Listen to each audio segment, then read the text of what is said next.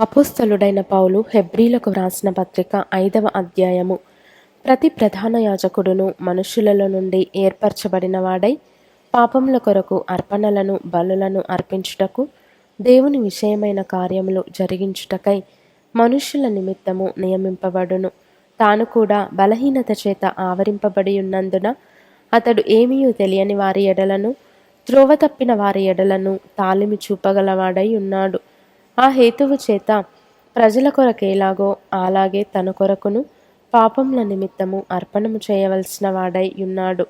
మరియు ఎవడును ఈ ఘనత తనకు తానే వహించుకొనడు గాని అహరోను పిలువబడినట్టుగా దేవుని చేత పిలువబడిన వాడై ఈ ఘనత పొందును. అటువలే క్రీస్తు కూడా ప్రధాన యాజకుడగుటకు తన్ను తానే మహిమపరచుకొనలేదు గాని నీవు నా కుమారుడవు, నేను నేడు నిన్ను కనియున్నాను అని ఆయనతో చెప్పిన వాడే ఆయనను మహిమపరచెను.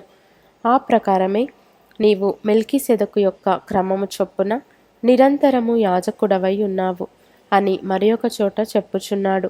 శరీరధారి అయి ఉన్న దినములలో మహారోదనముతోనూ కన్నీళ్లతోనూ తన్ను మరణము నుండి రక్షింపగలవానికి ప్రార్థనలను యాచనలను సమర్పించి భయభక్తులు కలిగి ఉన్నందున ఆయన అంగీకరింపబడెను. ఆయన కుమారుడయుండియు తాను పొందిన శ్రమల వలన విధేయతను నేర్చుకొనెను. మరియు ఆయన సంపూర్ణ సిద్ధి పొందినవాడై మెల్కీసెదకు యొక్క క్రమములో చేరిన ప్రధాన యాజకుడని దేవుని చేత పిలువబడి తనకు విధేయులైన వారికందరికీ నిత్య రక్షణకు కారకుడాయెను. ఇందును గూర్చి మేము చెప్పవలసినవి అనేక సంగతులున్నవి గాని మీరు వినుటకు మందులైనందున వాటిని విశదపరచుట కష్టము.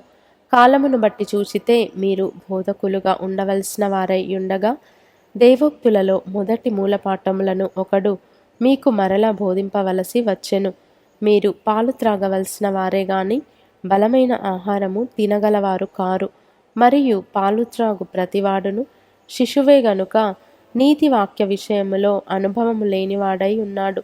వయస్సు వచ్చిన వారు అభ్యాసము చేత మేలు కీడులను వివేచించుటకు సాధకము చేయబడిన జ్ఞానేంద్రియములు కలిగియున్నారు గనుక బలమైన ఆహారము వారికే తగును.